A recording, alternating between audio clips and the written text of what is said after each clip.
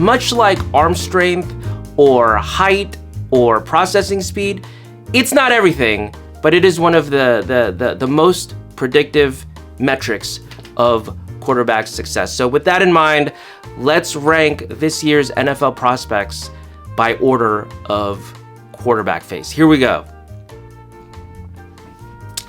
Riley Leonard. He does not have traditional quarterback face, but he has like Ben Roethlisberger face, meaning if he's dropped in the exact right situation, yeah, I could see him. I could see Riley Leonard winning.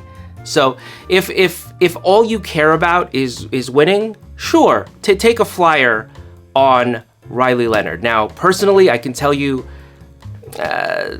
I could never be happy with a Ben Roethlisberger type as my quarterback. Like if Ben Roethlisberger was the quarterback of the 49ers those years, and even if we had won the Super Bowl, I could never be happy with a Ben Roth. It would sort of be like being married to a great woman who was a great mother to your children, and she's a great cook, and she's great in the sack. She's great in all the ways you want a wife to be, right? Except she's like, you know, a 4 face-wise. She's like a 4 and a little bit overweight.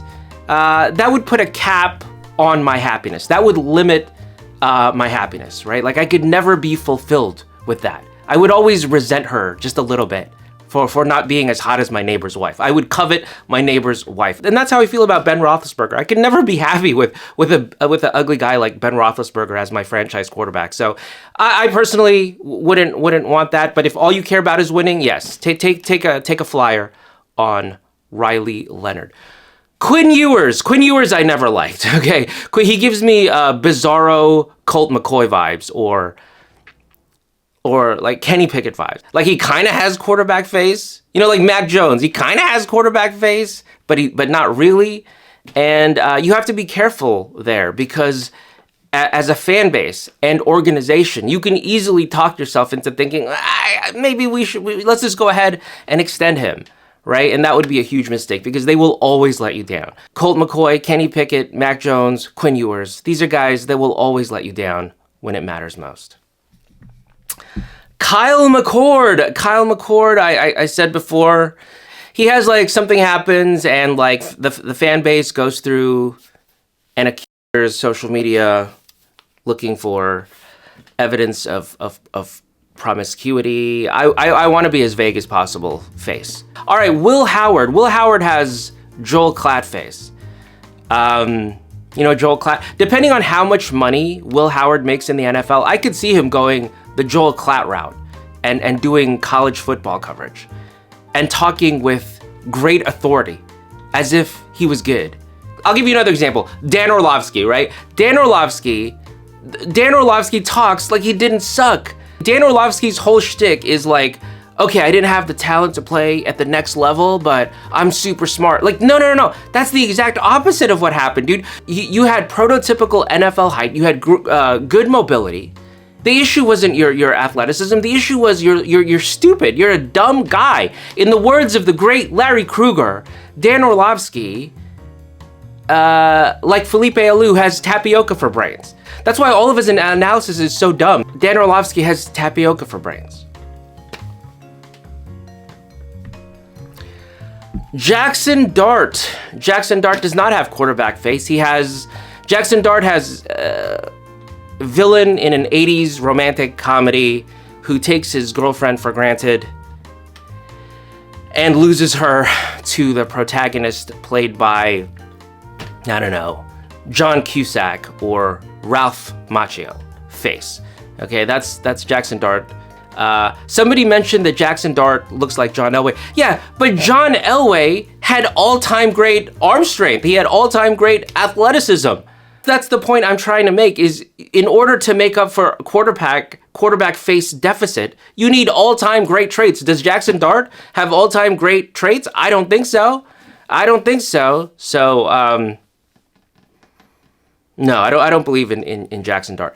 Jalen Milroe has sort of like Cordell Stewart, Jalen Hurts face. So he does have quarterback face to an extent.